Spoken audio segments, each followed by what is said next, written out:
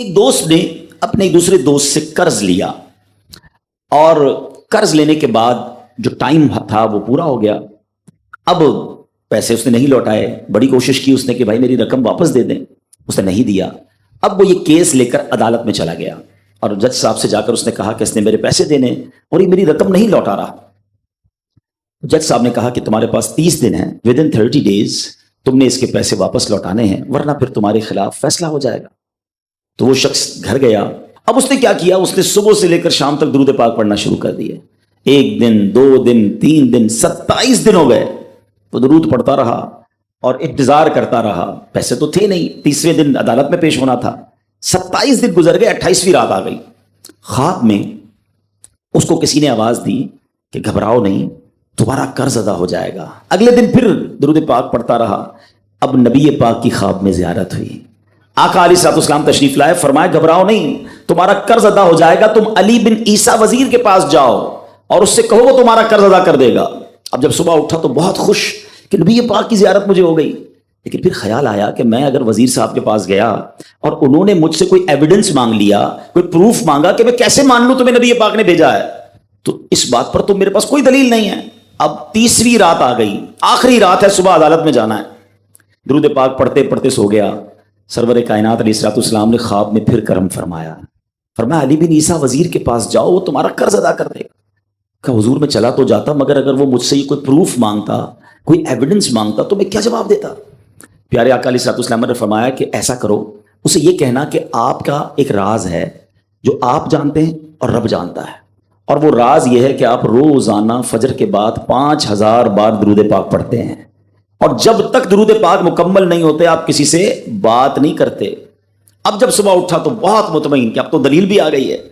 پہنچ گیا صبح صبح علی بن عیسیٰ وزیر کے پاس. اس کا دربار لگا ہوا ہے. اس نے پیغام بھجوایا کہ میں علی بن عیسیٰ وزیر صاحب سے اکیلے میں ملنا چاہتا ہوں, پیغام لایا ہوں.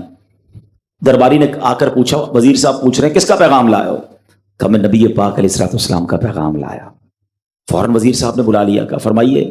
کہ مجھے میرے آقا علیہ الصلوۃ والسلام نے کہا ہے کہ آپ میرا قرض ادا کر دیں. میں 3000 دینار کا مقروض ہوں. Today is the last day in the court. آج مجھے کورٹ میں پیش ہونا ہے. اگر آج میں نے اپنا قرض ادا نہ کیا تو مجھے جو ہے وہ سزا ہو سکتی ہے. علی بن عیسیٰ کہتا ہے میں بالکل آپ کا قرض تو ادا کر سکتا ہوں, مگر مجھے کیسے پتا چلے, کوئی دلیل ہے, کوئی پروف ہے کہ آپ کو نبی پاک علیہ الصلوۃ والسلام نے بھیجا ہے؟ کہتا ہے ہاں, خالی ہاتھ نہیں آیا, آقا نے دلیل بھی عطا فرمائی ہے.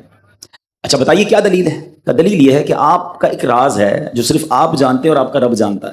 5000 ٹائمز ڈیلی آپ درود پاک پڑھتے ہیں فجر کے بعد, اور جب تک یہ درود پورے نہیں ہوتے آپ کسی سے بات نہیں کرتے.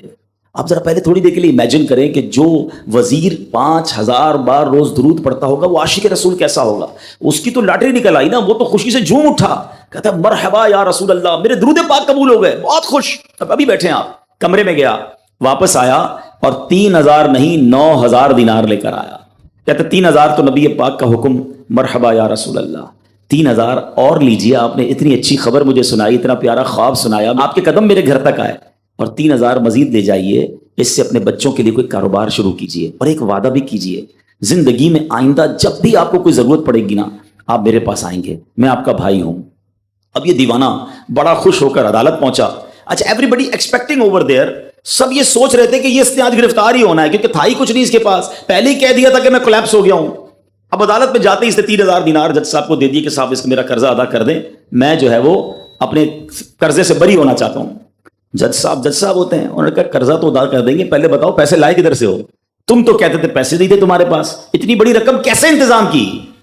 اب بھری عدالت میں گویا اس نے زبان حال سے یہ کہا کہ اتنا دیا سرکار نے مجھ کو, اتنی میری اوقات نہیں, یہ تو کرم ہے ان کا, ورنہ مجھ میں تو ایسی بات نہیں. اب اس نے بھری عدالت میں پورا واقعہ سنایا کہ میں نے تو کچھ نہیں کیا, آقا خواب میں تشریف لائے, میں وزیر صاحب کے پاس گیا, انہوں نے یہ پیسے دیے. سنو اس زمانے کے جج بھی کیسے ہوتے تھے. وہ جج دوران عدالت اپنے کرسی سے اٹھ کر کمرے میں چلا گیا. تھوڑی دیر بعد جج صاحب واپس آئے اور 3000 دینار اس کے ہاتھ میں دیتے ہیں. کیا سارا ثواب علی بن عیسیٰ لے جائے گا؟ میں بھی تو آقا کا امتی ہوں, تمہارا قرضہ میں ادا کرتا ہوں.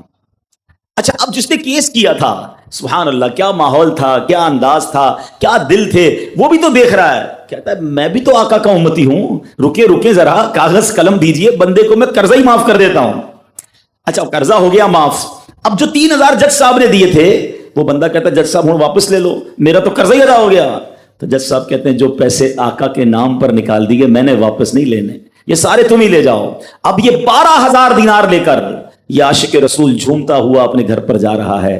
اے میرے پیارے اسلامی بھائیوں، ایک رات پہلے ایک سنگل پینی اس کے پاس نہیں ہے، اور اگلے دن 12,000 دینار ہیں.